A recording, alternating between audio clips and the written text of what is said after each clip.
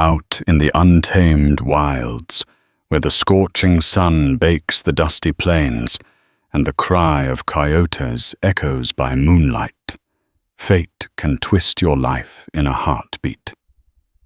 Picture this, a rugged widower heart, scarred by loss, stumbling upon a broken wagon train, a massacre carried out beneath a crimson sky. Among the shattered remains lies one survivor, a mysterious woman, bruised yet defiant. Little does he know that beneath her dirt-streaked clothes and trembling hands hides a secret so extraordinary that it could shake the very foundations of the frontier. In a land of gunsmoke and galloping hooves, destinies collide, forging a bond that will test their limits and change them forever. A sliver of dawn shimmered over the horizon as Jacob Jake McAllister led his tired mare along the winding dirt road that cut through the rugged Wyoming frontier. He carried a heavy heart weighed down by the memory of his late wife, Sarah. The lonely nights had begun to wear on him, making him question whether the life he once cherished held any meaning. Yet he pressed on. Around his neck hung Sarah's wedding ring on a rawhide cord, a reminder of both loss and the promise he had made to himself never to love again. Jake's rough hands gripped the reins, each callous a testament to the hours he'd spent mending fences and wrangling cattle to stay afloat. The ranch he had once run with Sarah barely kept him fed. Debts mounted while the dryness of the land refused to cooperate. The wild mustangs wandered far from his property, and the once strong herd of cattle had dwindled. Still, Jake refused to abandon the only real home he had ever known. He believed each new sunrise might bring hope, if only a scrap of it. As the trail bent around a low rise, he spotted something that froze his breath, splinters of broken wood and an overturned wagon. The horses were gone, and only the skeleton of a canvas cover lay in tattered shreds, torn by bullet holes. Crows circled overhead, their cries a grim dirge. Heart pounding, Jake tapped his mare's flank, urging her closer. For all his troubles, for all his bitterness and doubt, he knew there was a duty out here on the frontier, help those in need or die trying. He approached warily, mindful of bandits who sometimes lingered to pick off good Samaritans. Yet the sight that awaited him was worse than he could have imagined. The stench of blood hit Jake first, a stale metallic tang that coated the air. 4 bodies lay scattered like rag dolls, each bearing gruesome wounds from bullets and blades. The stillness made his skin prickle. He dismounted, scanning the horizon for any sign of raiders or Apaches, though he'd seen no tracks or movement. Tying his mare to a broken hitch post, he stepped among the shattered remnants of the wagon. Jake knelt by a young man no older than 20. Dust coated the boy's face, and his unseeing eyes stared toward the sky in silent accusation. Jake's throat tightened. He could do nothing for them. He checked the rest 3 men, all lifeless. A chill wind rustled through the wagon's torn canvas, making it flap like a wounded bird. The prints in the dirt told a tale of struggle, of panic, and of merciless violence. Empty crates lay about their contents, pilfered or spilled. Then Jake heard the faintest moan, so weak it almost blended with the wind. He froze, every nerve on edge. Someone was alive. Carefully he circled to the wagon's far side and found her. A woman half buried beneath a splintered crate, her dress streaked with blood and dirt, hair tangled in the dusty ground. She was breathing in shallow, ragged gulps. Jake knelt beside her, lifting the crate. She flinched, eyes fluttering open. For a moment she looked at him with wild terror, as if expecting him to deliver the final blow. "You're all right," he murmured, as gently as his gruff voice would allow. "I'm not here to hurt you. Let me help." She tried to speak, but only a rasp emerged. He helped her lean against the wagon's broken wheel, pressing a canteen to her lips. "Easy now," he whispered. "You're safe." He had no idea she carried more secrets than the wind could whisper across these dusty plains. Jake examined her injuries in the harsh morning light. She had a gash on her forehead, bruises across her arms, and a bullet wound that had grazed her left shoulder. Her clothes were fine too. Fine for a typical settler's wife or daughter, though caked in grime they might appear ordinary at first glance. But Jake noticed the quality of the fabric, the delicate stitching a subtle detail overshadowed by her dire condition. She needed rest, medical attention, and someone to shield her from whatever devilry had befallen this wagon.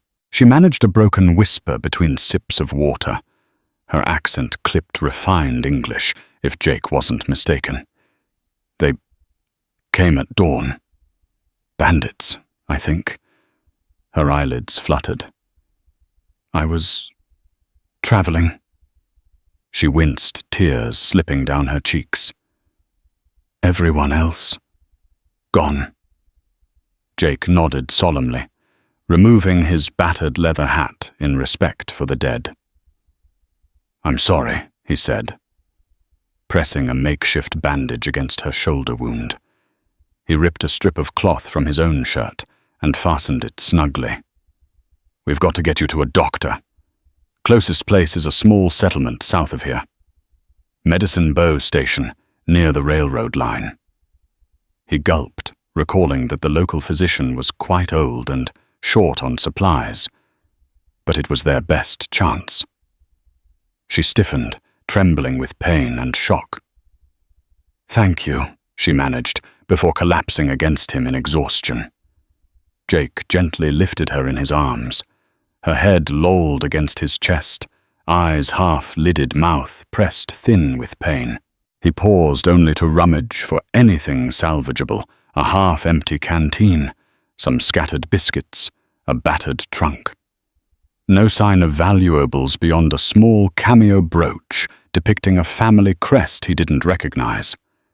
He pocketed it, intending to return it if she pulled through. With a final glance at the carnage, he carried her toward his horse. A widower, with barely enough to feed himself, now responsible for this wounded stranger. He had no idea that within her battered trunk lay a truth that could change both their lives in unimaginable ways. The journey to Medicine Bow Station tested every ounce of Jake's resolve. He rode slowly, cradling the unconscious stranger before him, mindful not to jostle her wounds. The midday sun beat down mercilessly, reflecting off dry earth and scattered sagebrush. Each step of his horse's hooves seemed to echo with a question he could not answer. Who is she? And why did those bandits attack the wagon? By late afternoon, the ragged outline of Medicine Bow Station came into view. A handful of clapboard buildings clustered around the railway tracks. Plumes of dust rose as a train thundered by, the Union Pacific, a name as real as the grit beneath Jake's boots. Its whistle pierced the still air, signaling its brief stop. Jake aimed for the modest doctor's office, identified by a weathered sign reading Dr. Wilford Graham. Dr. Graham, a wiry man with a white goatee and round spectacles, hurried to assist. Together they eased the unconscious woman onto a narrow cot. The doctor's brow creased. "Bullet graze scalp wound, signs of severe dehydration," he murmured. "We can only do so much with what we have here. But let's see." Jake stood anxiously in the corner. His boots left dusty tracks on the aging floorboards. He caught a glimpse of the doc sewing a few stitches in the woman's shoulder, bandaging her forehead. She hardly stirred. Jake's heart clenched, recalling the helpless moments he'd spent beside Sarah's deathbed years ago. Not again, he vowed. He couldn't face losing another soul under his care. When Dr. Graham finally stepped back, wiping sweat from his brow, he offered a thin smile. She'll live if she rests. Needs time, good food, and no further trauma. Jake exhaled a sigh of relief. Even if he had no idea how he'd provide all that, he at least had the faint hope that she would pull through. Night fell upon Medicine Bow Station, and the rickety lantern outside the doctor's office flickered in the breeze. Jake lingered by the cot, listening to the woman's shallow breaths. Now that the crisis of her immediate wounds had been handled, his mind drifted. He remembered Sarah's laughter, the way the corners of her eyes crinkled whenever she smiled. He recalled the pang of losing her to the fever that ravaged the territory 2 years ago. No doctors, no medicine, only wide-open spaces that offered no solace. That heartbreak had all but broken him. His eyes shifted to the trunk Dr. Graham had helped him carry in earlier. It was an old, leather-bound piece, battered from travel, but with an unmistakable mark on the top, a crest with some letters Jake couldn't decipher in the dim light. He guessed it belonged to the woman, so he'd left it untouched. He wasn't the type to pry, but curiosity itched at him. He rose, stepping outside for a breath of fresh air. The desert night was surprisingly cold. He pulled his coat tight and gazed at the star-flooded sky. A few steps away, the doctor leaned against the office's wooden siding, lighting his pipe. "Mighty kind what you've done," Dr. Graham said softly. "A lot of men would have kept going, thinking it was none of their trouble." Jake shrugged. Couldn't leave her. He wanted to say more, but the words knotted in his throat. He breathed in the pipe smoke-laced air. "I just did what anyone should." The doctor nodded. "But not everyone does." He took a slow puff. "She's safe here tonight, but come morning, you'll need to decide what to do next. Medicine Bow's a waypoint, not much else. If trouble's on her trail, it'll find her easy enough in this tiny place." Jake glanced back at the silhouette of the woman through the thin window. He was unprepared for all of this. But deep down, a spark of purpose began to stir. Maybe fate had offered him a chance to protect something again.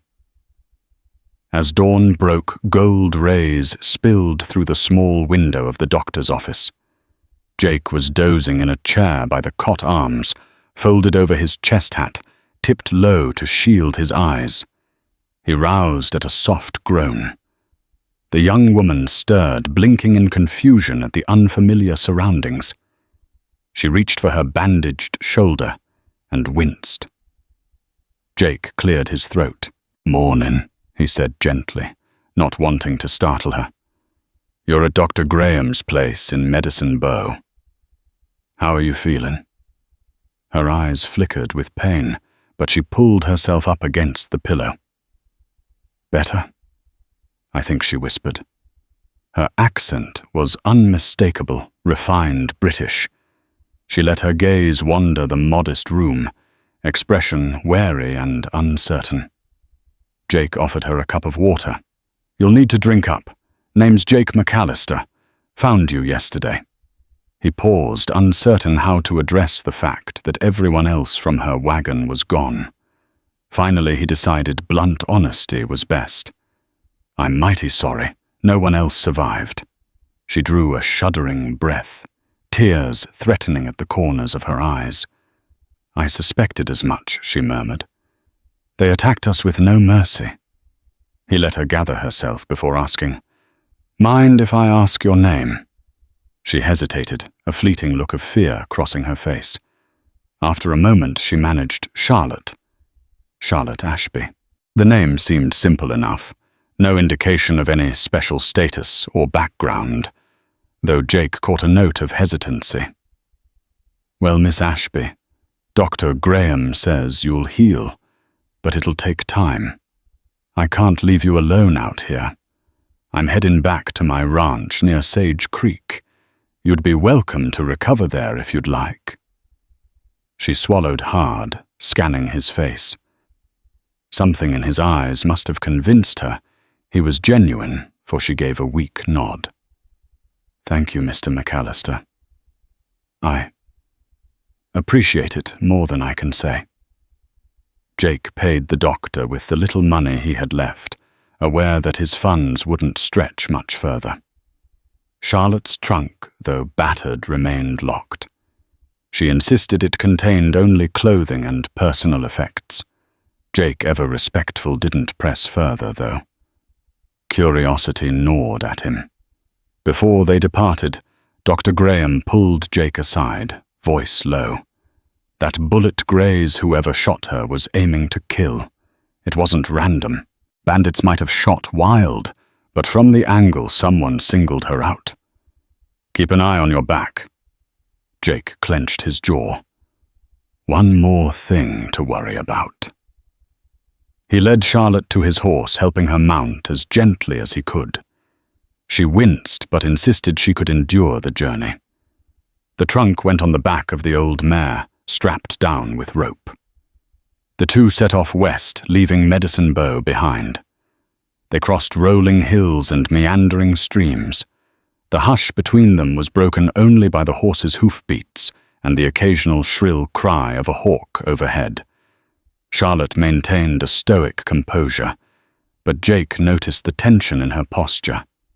Perhaps it was pain, or perhaps something deeper. They reached a ridge where the land stretched out in a vast patchwork of grass and shrubs. Jake directed Charlotte's attention. "That's the ranch," he said, pointing to a distant collection of buildings and a corral. "McAllister Ranch. It ain't pretty, but it's home." Charlotte stared at the humble homestead. "Thank you again," she murmured. "You risked your life to save me. And now, letting me stay under your roof. It's more kindness than I've known in ages." Her words carried an edge of sorrow that made Jake wonder about her past. For a fleeting moment he thought of Sarah and how she'd have wanted him to do exactly this. He led the way, resolved that come what may, he would see her through. The ranch house was a modest one-story structure with weathered clapboard siding and a tin roof that rattled on windy nights. A lean-to stable and a crumbling barn sat behind it. The once thriving property had fallen into disrepair since Sarah's death, but Jake had done his best to keep it functional. The fences needed mending, the fields sat half barren. Still, it was a place of shelter and quiet resilience. Jake helped Charlotte down from the horse. She tested her injured leg, grateful to be standing through unsteady. He led her into the living area, where a rickety table stood near a small stove. Dust motes drifted in the shafts of late afternoon sun. "I'll get you settled in Sarah's old room," he said gently, though the mention of his wife's name made a shadow cross his face. Charlotte offered a sympathetic smile. "I'm sorry for your loss," she said, softly, sensing the weight of his grief. He didn't respond, merely shrugged as he guided her to the room. Despite the sorrow that lingered there, it had a warm, peaceful glow. Floral curtains that Sarah once sewed hung over a single window, giving a soft light to the simple wooden bed. "Rest up," Jake said, setting her trunk near the bed. "I'll fetch some supper. Might just be beans and bacon, but it'll fill you." She nodded, sitting gingerly. "Thank you." The sincerity in her eyes tugged at Jake's guarded heart. She was so young, not much older than 24 by his guess, and the way she carried herself even in pain showed a certain dignity. Jake left her to catch her breath and stepped into the small yard. He inhaled the ranch air, dry and familiar. Somewhere in the dusty corners, he felt the stir of a new chapter, uncertain yet compelling. Perhaps fate had put Charlotte on his path for a reason beyond his understanding. That evening, Jake stoked the fire and stirred a pot of beans with a battered wooden spoon. Charlotte dozed in Sarah's old room, lulled by exhaustion and the warm hush of the ranch. As he waited for supper to finish, Jake's gaze drifted to the trunk. He remembered the cameo brooch he'd found at the wagon site, tucked in his saddlebag. Without overthinking, he retrieved the cameo. It was an exquisite piece depicting an elegant profile carved from shell. On the back was a crest with intricate letters, H. Harrington. Beneath it was a small insignia, a lion with a crown. Confusion furrowed Jake's brow. That's no simple monogram. He recalled mention of British peerage insignias from an old travelling friend who once boasted of aristocratic acquaintances. This seemed more than an ordinary piece of jewellery. He sat quietly by the flickering lamplight, turning the brooch in his hands. Charlotte Ashby, she had said her name was. Then why did her cameo read Harrington? 1,000 questions sparked in Jake's mind. Was she lying about her identity? If so, why? The beans threatened to burn. So Jake set the brooch aside and spooned their meal into 2 tin plates. He had plenty of secrets he kept locked away in his own heart. Maybe she had her reasons. For now, the priority was to keep her safe and let her heal. Answers could come later. He knocked softly on her door. "Miss Ashby, supper's ready." She stirred, pushing herself upright. A faint smile touched her pale features as he offered her the plate. "I hope you're hungry. It ain't much, but it's hot." "Thank you," she whispered, voice still frail. Yet Jake sensed a reserve of strength behind those tired eyes. As she took the plate, he couldn't help but notice the subtle trembling of her hands, whether from pain, fear, or something else he wasn't sure. The beans were plain, but hunger made the meal a godsend for Charlotte. In the small glow of the kerosene lamp, she ate slowly, wincing with each movement of her injured shoulder. Jake sat in a chair across from her, his own food barely touched. Tension weighed in the air like a storm cloud waiting to burst. She swallowed hard, meeting his eyes. "I can feel you have questions. You've been so kind to me, I won't repay that by lying. I don't know where to start." Her gaze flickered to the trunk, then back to him. Jake took a breath. He'd prepared himself for this. "I found a cameo on the wagon site," he said, carefully pulling it from his pocket. "It has the name H. Harrington. That don't match the name you gave me." A flicker of alarm crossed Charlotte's face, but it softened into resignation. She clenched her hands. "My real name is Charlotte Harrington," she admitted. "The cameo was a gift from my mother, the Duchess of—" She stopped herself, pressing her lips together as if cursing her slip. Then softly she finished the Duchess of Warrington. Jake's eyes widened, though he tried to keep his expression calm. He knew the British had their nobility, their lords and their ladies. He had never imagined he'd be tending to one in his humble ranch. "You're a duchess's daughter?" Charlotte nodded, tears welling. "I was travelling with my uncle and a small party. We were exploring opportunities for investment in the American West Railroad's ranching, that sort of thing. But we travelled quietly, not wanting to draw attention. We used assumed names, so no one would guess our rank." She wiped her eyes. "It seems our efforts to stay anonymous failed. The attackers, they must have known something was valuable in our wagon." Jake let out a long exhale. Well, that's a big revelation. He didn't know what else to say. He looked around at his ramshackle home. A British noblewoman here in his late wife's old room. It was almost too surreal. "Your secret's safe with me. But folks might come looking, especially if those bandits know who you are." Charlotte nodded, relief and worry etched across her face. "Thank you, Jake."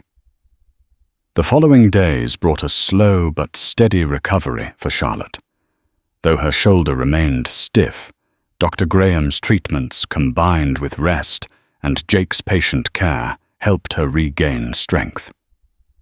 She and Jake fell into a cautious routine. He tended the ranch by day. She assisted when she could, sweeping floors or washing dishes, despite his protests that she needed to rest. He pretended not to notice when her refined mannerisms slipped through her attempts at domestic chores. Yet an undercurrent of unease ran beneath the surface. The memory of the massacre of those merciless gunshots at dawn haunted Charlotte's dreams. Jake, too, was on edge. He made frequent patrols around the ranch, scouting for unfamiliar footprints or horse tracks. The cameo's presence in his pocket felt like a constant reminder of a storm brewing on the horizon. One afternoon, as Jake struggled to mend a broken corral rail, he spotted a telltale column of dust far off on the main road. Riders. He shielded his eyes from the sun, trying to count them. 4 silhouettes approached at an easy pace. He cursed under his breath, glancing toward the house. Charlotte was inside, presumably resting. Let her stay hidden, he thought. He unslung his rifle, an old Winchester 1873, a real piece of local history. Over the battered stock, he watched the riders close in. As they neared, he recognized the lead figure, a tall man in a black duster hair whipped by the wind. A silver star glinted on his vest. Sheriff Amos Bailey from Sage Creek. Afternoon. Jake the sheriff hailed, tipping his hat. The men reined in dust, swirling around the horses' hooves. "Heard you been to Medicine Bow? Word is you came back with a wounded woman. Mind if we have a look?"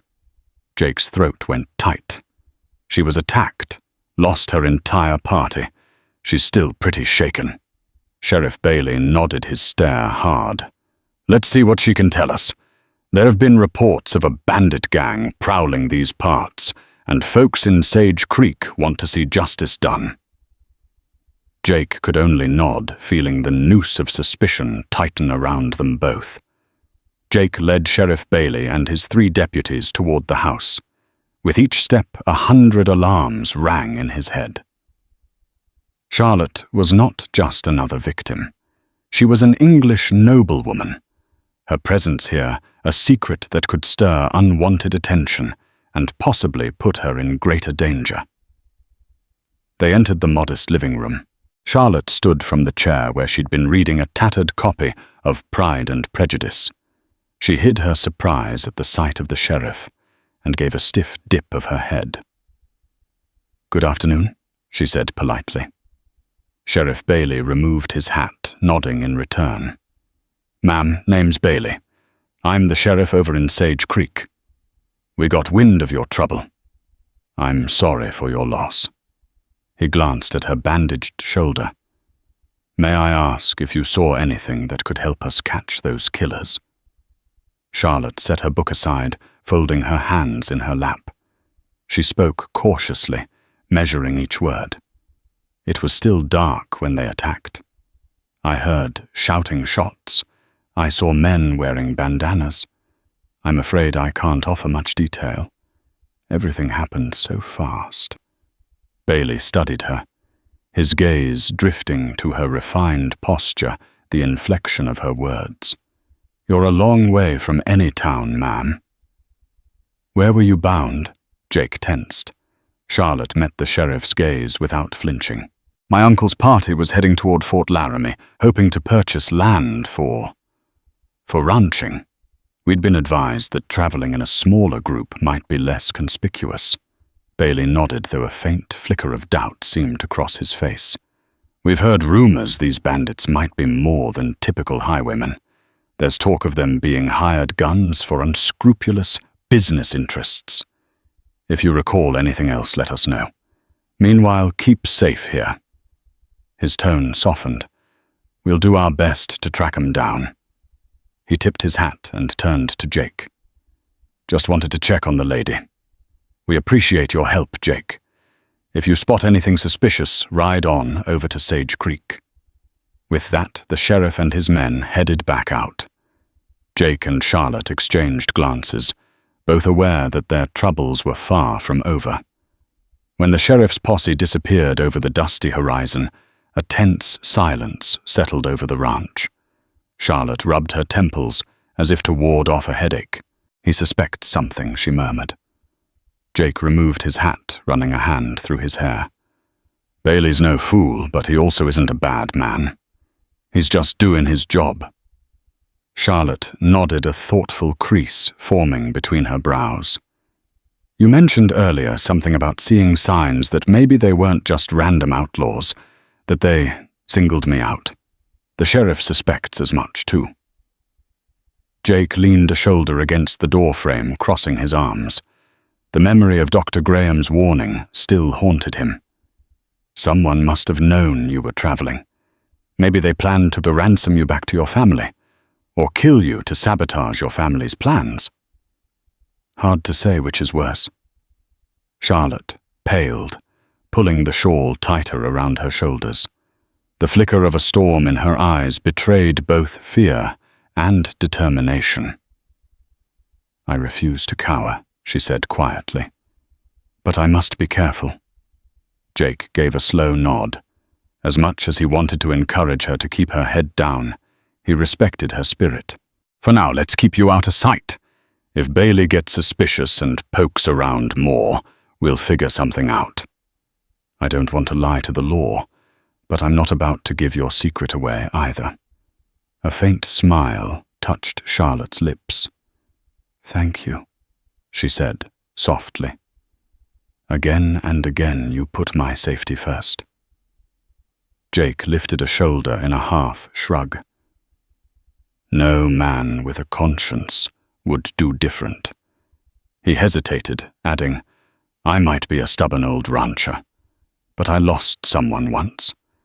If there's a chance I can keep you safe, it's worth it." Their eyes met two wounded souls, each grappling with secrets and heartbreak. The lines between them blurred somewhere between gratitude and a growing fondness neither dared yet to name. Days turned into a week, with Charlotte settling into a semblance of routine. Her shoulder improved, allowing her to move more freely. She helped Jake gather eggs from the chicken coop and feed the few cattle remaining in the corral. Each small chore felt like progress, a step toward regaining her sense of self. She longed to contact her family to assure them she was alive, but caution advised otherwise. One evening she quietly asked Jake if she might send a telegram via the railroad station at Medicine Bow, coded, so only her mother would understand. "I need to let them know I survived," she said. "But I also need to be discreet. If those men are still hunting me, an obvious message would only direct them here." Jake nodded, understanding the gravity of the situation. "I can ride out tomorrow. Send it. Just give me what you want me to say." The next morning, Jake made the trip into Medicine Bow. After some explanation, the telegraph operator agreed to relay Charlotte's coded message to an address in London. The operator recognized Jake's name and teased him, "Rancher sending fancy messages overseas, huh? Didn't know you was courting a high-class gal." Jake rolled his eyes, but kept his composure. If only the man knew the truth. When he returned that afternoon, dusty and weary from the road, Charlotte was waiting anxiously. "Done," he said, simply dismounting. "I said just what you asked. Hope it gets to him safely." Charlotte visibly relaxed. "Thank you, Jake." Truly. In that moment, Jake realized her gratitude and presence had been stirring something in him. Feelings he'd locked away since Sarah's death. He banished the thought with a small grimace. She was a noble woman with a dangerous situation. He was a struggling rancher. Best not to walk down that path, or so he told himself. 2 nights later, a raucous wind whistled through the ranch, rattling shutters and sending tumbleweeds skittering across the yard. Inside, the lantern flickered as Jake and Charlotte played a quiet game of checkers, her suggestion in an effort to civilize their evenings. Jake was losing quite handily when a furious knock pounded on the front door. Alarmed, they exchanged glances. Charlotte took a breath, ready to hide in the back room if necessary. Jake reached for his rifle, then cracked open the door. Outside stood a panting courier hat, askew clothes dusty from hard riding. "Mr. McAllister." The man gasped. "Telegram from Medicine Bow. Came urgent. Figured you'd want it right away." Jake's heart thumped. He accepted the telegram, fumbling to tip the courier a coin. Shutting the door, he unsealed the envelope with a shaky hand. Charlotte waited, eyes wide. He scanned the lines, puzzling out the coded phrases. She recognized it immediately as her mother's encrypted instructions. Leaning close, they deciphered each carefully chosen word. The gist made Charlotte's face go pale. "Suspect infiltration in your uncle's circle. Danger from within. Trust no one. Return home, if possible, or find secure allies." Jake set down the note, tension coiling in his gut. Infiltration. That means your attackers might be more than random bandits. They could have ties to your uncle or your family's circle. His voice was rough. Charlotte pressed a hand over her mouth. "My mother suspects betrayal. My uncle might have even been a target, or God forbid an accomplice to some scheme. I don't know." She started to pace, ignoring the throb in her shoulder. "What do we do?" Jake steadied her with a gentle grip on her good arm. "We get you somewhere safe. If that means crossing half the territory, we'll do it. But we've got to move carefully. If you vanish, the sheriff's going to wonder. If we stay, those killers might catch up to us." Outside, the wind howled, as if echoing their mounting dread.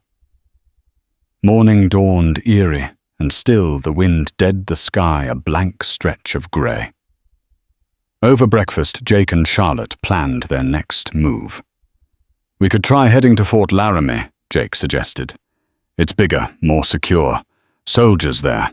Maybe we can get you protection, a stagecoach to the railroad, and from there back east." Charlotte nodded.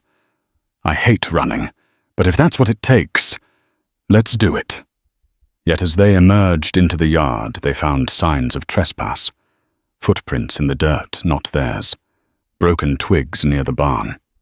Jake's blood ran cold. "We've been spied on," he said, scanning the horizon. No one was in sight, but the uneasy prickle on the back of his neck told him they were no longer alone in this lonely stretch of land. Hurriedly, they packed supplies into saddlebags. Food, water, spare ammunition. Charlotte insisted on bringing her trunk, but it was too large to carry on just one horse. "We'll have to load it onto a wagon," Jake said, brow furrowed. "But that'll be slow going." No sooner had he voiced that concern than a distant crack of a rifle shot split the silent air. A bullet whizzed by, smacking into the barn wall, sending splinters flying. Jake and Charlotte dove for cover behind a water trough. Another shot followed, ricocheting off the trough's metal rim. Jake's heart thundered. "They're here." He peeked around the trough, catching a glimpse of a rider on a distant rise. Bandana over his face. Another shot rang out. "Stay down," Jake hissed, turning to Charlotte. She clutched the cameo around her neck, knuckles white. He cursed under his breath. It was either fight or flee, and with no time to hitch the wagon, they had precious few options. Jake crawled to the barn, dodging bullets that tore into the ground around him. Once inside, he grabbed his Winchester 1873 from a hook near the stall. A swirl of adrenaline coursed through his veins. He fired back, sending one gunman diving behind a boulder. Hooves thundered in the distance, more riders approaching.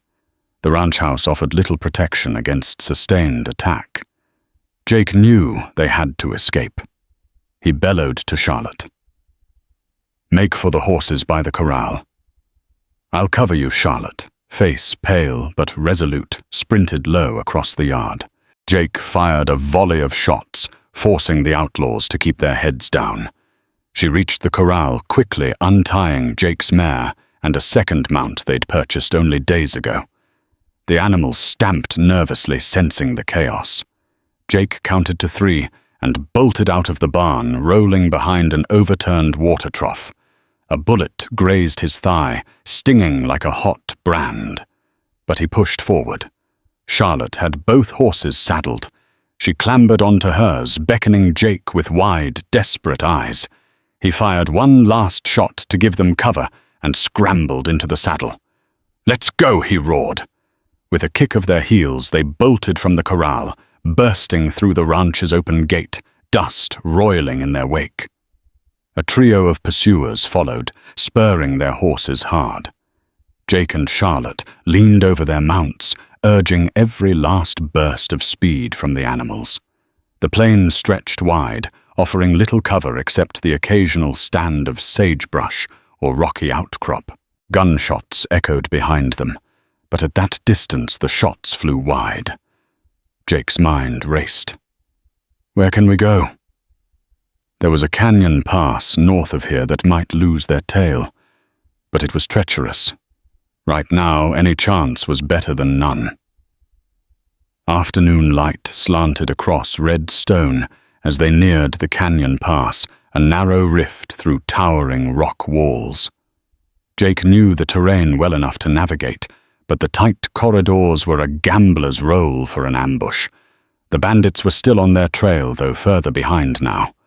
Dust clouds in the distance marked their relentless pursuit. Jake guided Charlotte into the pass, his heart pounding. Rocky ledges soared on either side, riddled with crevices. A single shot from above could spell disaster. The sound of hooves echoed ominously off the canyon walls. They pressed forward, searching for a path that might lead them to higher ground or an exit on the far side. For a while, no pursuit seemed evident. Then out of nowhere, gunfire erupted from the canyon rim. Bullets clattered off the rocks. Their horses spooked, nearly unseating them. Jake cursed under his breath. "There's got to be a hidden trail here," he muttered. Memory tugged at him. Sarah once pointed out a narrow track up the canyon side used by deer. With any luck, they might use it to flank the attackers. He scanned the rock face and spotted it, an almost invisible slope weaving up to a ledge. Grabbing Charlotte's reins, he directed her mount toward it. They dismounted and guided the horses on foot up the rocky path. Loose stones slid underfoot. Another round of shots rang out. Charlotte gasped as a bullet whizzed past her ear. Jake yanked her behind a boulder. "We can't keep climbing like this under fire." He gestured for her to stay low. Setting his jaw, he peeked around the rock, leveling his Winchester at a dark figure on the rim. He fired, hearing a distant cry as the figure ducked. For a tense moment, the canyon fell silent. Then a gravelly voice echoed, "Give up the woman, and you can walk away." Jake's reply was a single gunshot that cracked the still air. They weren't about to surrender. Jake and Charlotte pressed themselves flat against the canyon wall. Their horses whinnied, sensing the tension. The bandits had the high ground, a lethal advantage. Dust stung Jake's eyes, and his injured thigh throbbed, but he refused to back down. He clenched the rifle, scanning the ridgeline for movement. Then, as if from nowhere, shouts and gunfire erupted from behind the bandits. Jake peered up and saw flashes of blue and black among the rocks. A group of soldiers, perhaps cavalry, from nearby Fort Sanders, or travelers armed to the teeth, had ambushed the ambushers. Confusion reigned as bullets flew in both directions. Recognizing an opportunity, Jake motioned for Charlotte to keep moving along the deer trail. They scrambled forward, hooves clacking on stone, until they reached a plateau dotted with scrub pines. From this vantage, they caught sight of their unexpected allies. The group wore a mix of attire. Some had cavalry hats, others civilian coats. One man, tall and broad-shouldered, brandished a rifle with a distinct tribal pattern on its stock. Jake blinked in shock as a memory stirred. That man was no soldier. He was a skilled scout known around these parts, possibly Shoshone or Crow by heritage working as a guide. The group pinned the bandits down with disciplined fire, driving them to retreat. Within minutes, the canyon was eerily quiet again, save for the echo of retreating hoofbeats. Slowly, cautiously, Jake and Charlotte approached the rescuers. The tall scout raised his hand in greeting. "We heard shots," he said in a steady voice. "Figured someone was in trouble." Jake exhaled a shaky breath. "We owe you our lives." "Name's Jake McAllister, and this is Miss Charlotte Ashe." "Harrington." She nodded stiffly, still trembling from the ordeal. One of the uniformed men stepped forward, hand extended. "Lieutenant Avery, U.S. Cavalry, out of Fort Sanders." He cast a wary glance at the retreating dust where the bandits had fled. "You best come with us. This area isn't safe. We'll get you to the fort."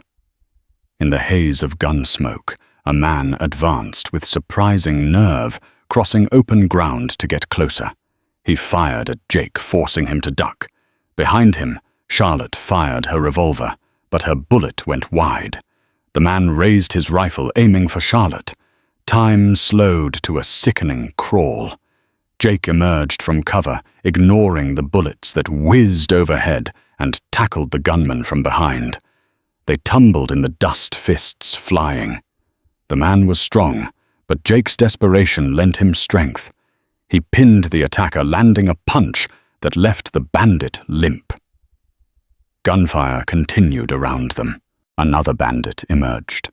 The Duchess, unbelievably calm, took her own small pistol from a hidden holster, aiming with practiced precision. She fired once. The bandit crumpled, dropping his weapon. Jake's estimation of the Duchess soared. She was no helpless aristocrat. Finally, the last of the attackers fled, vanishing into the rocky hills. 2 lay dead, 1 unconscious. The cavalry trooper with the shoulder wound groaned in pain. Charlotte, chest-heaving, ran to Jake, eyes filled with relief. He cupped her face, scanning for injuries. "You hurt?" She shook her head. "No." "Are you—" He had a cut on his temple and bruises on his knuckles, but nothing worse than the bullet scrape from earlier days. The Duchess emerged pale, but resolute. "It's over," she asked, lowering her gun. The troopers spread out to secure the area. Jake nudged the unconscious bandit with his boot. "Might get some answers from him." They revived the man with a splash of water binding his arms. He glared at them through a swollen eye. Jake crouched beside him, rifle in hand. "Who sent you?" he demanded. The man spat. Lieutenant Avery's words from the telegraph came to mind, danger from within. Jake repeated the question. The Duchess stepped forward, her voice cold with Nobility's authority. "You will answer, or I'll see you tried for high treason against the crown, if not murder in an American court." The bandit's eyes flickered with fear. He coughed, then mumbled a name. "It's Harcourt. Business partner in London. He paid us to ensure Miss Harrington never made it back to reveal any of his dealings with her uncle." A sneer twisted his lips. "He promised a fortune if we succeeded." Charlotte looked at Jake, tears brimming. So it was a betrayal by a supposed family friend, she whispered. My uncle's partner, the one who wanted absolute control over the investments. She shook her head in disbelief. Jake stifled a surge of anger. We'll hand him over to the authorities in Cheyenne, he said. They'll figure out the rest. Come on, let's get moving before more of his friends show up. And so they pressed on, battered but unbroken. The wounded cavalry scout bore a severe injury, but they did their best to bandage him. By dusk the following day, they emerged onto the plains near Cheyenne. The city's silhouette rose in the distant railroad tracks, a flurry of new buildings and the bustle of frontier commerce. Upon arrival, they wasted no time reporting to the territorial governor, a stout man named John Thayer. His wide eyes and outraged words revealed how seriously he took the threat against an English noble. "This is an international matter," he exclaimed, summoning local marshals. He promised to imprison the captured bandit and expedite inquiries with the British consulate. Meanwhile, the Duchess Charlotte and Jake were offered lodging in the governor's mansion until arrangements could be made for their safe passage. The next few days at the governor's mansion passed in a whirlwind of legality statements and telegrams crossing the Atlantic. The Duchess informed her connections at the British Embassy of the attempt on Charlotte's life, demanding swift retribution for Harcourt's conspiracy. For Charlotte, it was all a blur. She had never desired the complexities of aristocracy, but now faced them head-on. Jake, for his part, felt adrift among polished floors and ornate tapestries. He'd never been in such opulent surroundings. Each time he started to feel overwhelmed, Charlotte seemed to sense it placing a reassuring hand on his arm, or inviting him for a walk around the grounds. They found pockets of quiet away from the marble halls, moments to reflect on what they'd faced. On the evening before the Duchess planned to depart, Charlotte found Jake alone on a balcony overlooking Cheyenne's lights. He leaned on the railing, hat in hand, eyes cast at the stars. She stepped up beside him, the train of her borrowed gown brushing the floor.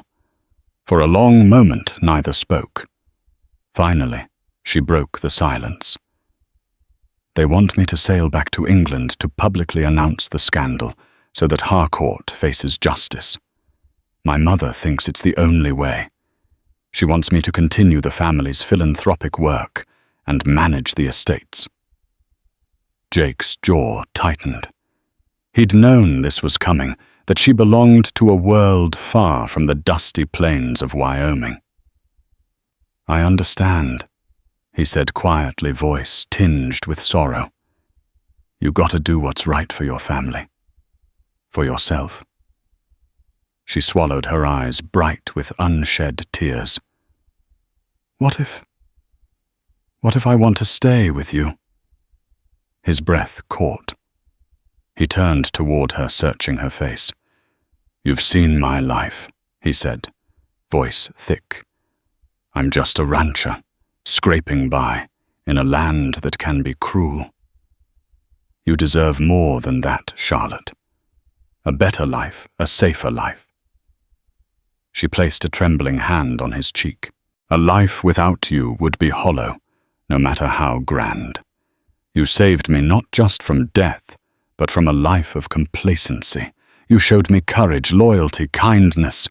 She took a deep breath, tears spilling over. I love you, Jake McAllister. Jake's chest constricted as he realized the depth of his own feelings.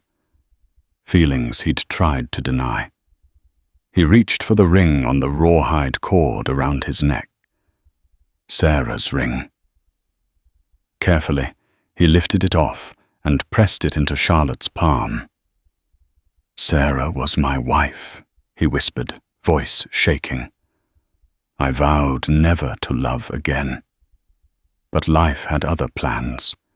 If you want to share my life, hard as it is, I'll do everything I can to make you happy."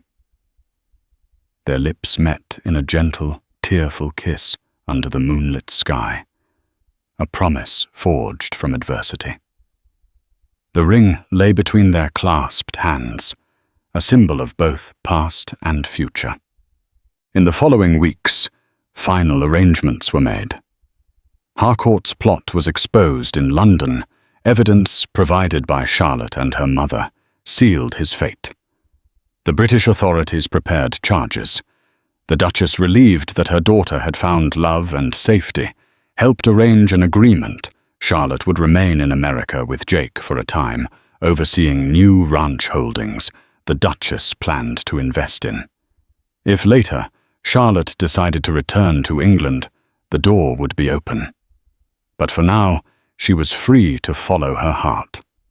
Jake and Charlotte traveled back to the ranch at Sage Creek, accompanied by a small retinue to ensure their safety. They found the house still damaged from the shootout, bullet holes in the barn, shattered troughs.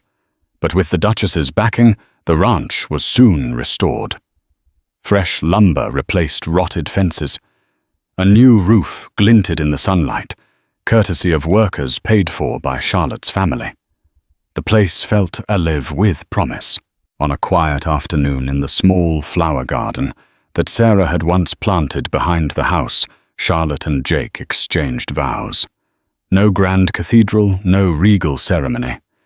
Just the local preacher, a handful of neighbors, and the gentle stir of the wind through the prairie grass. Charlotte wore a simple white dress, the cameo pinned near her heart. Jake fumbled with the new gold ring he'd bought in Cheyenne, a ring that symbolized a second chance at love. They sealed their vows, tears and smiles marking the moment. The sun bathed them in golden light, as though blessing their union. In that instant, the tragedies they had endured, massacre, betrayal, heartbreak, faded before the bright new dawn of their shared life. In the end, the dusty plains that once cradled grief and danger became the place where hope took root. Jacob McAllister, the haunted widower, found his heart's revival in the love of Lady Charlotte Harrington, a noble woman who discovered her true strength on the Wild West frontier.